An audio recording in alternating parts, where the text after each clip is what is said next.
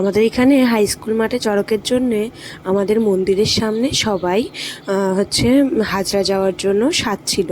এটা বড় হাজরা ছিল এখানে 3 জন, তাদেরকে আপনাদের দেখাচ্ছি। আর কিছু ছিল এখানে ছোট হাজরা, এরা যাবে মূল হাজরা, এরা শাল শোল নিয়ে শ্মশানে যাবে পুজো করতে। এদেরকে আমি সাজিয়ে দিয়েছি। নমস্কার, আমি প্রতিমা ফ্যামিলি রূপস্বরূপ ফ্যামিলি ব্লগে আপনাদের সবাইকে সুস্বাগতম। এখানে আমার ভাই ছিল প্রণব, আর ছিল দাদার ছেলে। এবার ওদের সাজাতে সাজাতে স্কুল মাঠে এসে দেখি একদল হাজরার গাড়ি ঢুকে গেছে, তারা নাচ করছিল। এদিকে পিসেমশাই যে এদের শালশোল দেবে সেই শালশোলগুলো পোড়াচ্ছিল।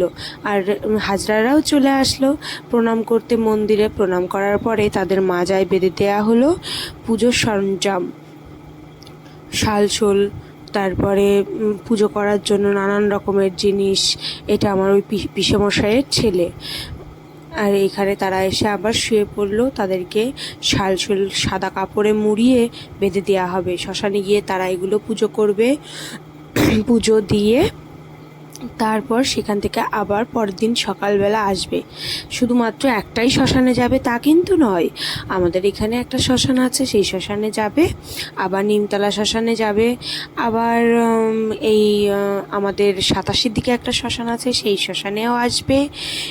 এরা অনেক দূর যায়। এবার আরও এদের যদি ইচ্ছা হয় ওরা হাঁটতে হাঁটতে যেখানে ইচ্ছা সেখানে যেতে পারে। এই দেখো, এই কথা বলতে বলতে বড় হাজরাদের ছাড়া হয়ে গেল, ছাড়লো ছোট হাজরাদেরও। এইবার সকালবেলার দিকে দেখো বড় হাজরারা ঢুকে গেল, হাতে সবারই চিতার এক একটা করে কাঠ, দেখলে পারে গা শিউরে যায় না। তাদের চোখ সব উপরের দিকে, তাদের সঙ্গে কথাও বলা যাচ্ছে না। আমি দূর থেকে একটু জুম করে ভিডিওগুলো করেছিলাম। মরার মাথা মুখে কামড়েছে, যেটা সাধারণ মানুষ আমরা যখন নর্মালি থাকি দেখলেও ঘেন্না হয়। দেখুন, এরপরে বিকাল হয়ে গেল, আমাদের চড়ক ঘোরানোর জন্য বড়শি ফোটানো হবে। পায়রাডাঙ্গা থেকে গোড়া কাকা এসেছিল, গোড়া কাকার পিঠেই বড়শি ফোটানোটা হবে। এখানে গোড়াকে বড়শি ফুটিয়ে চড়ক গাছ ঘোরানো হলো। গোড়া তো নামবেই না, হালি বলছে ঘুরিয়ে যাও ঘুরিয়ে যাও।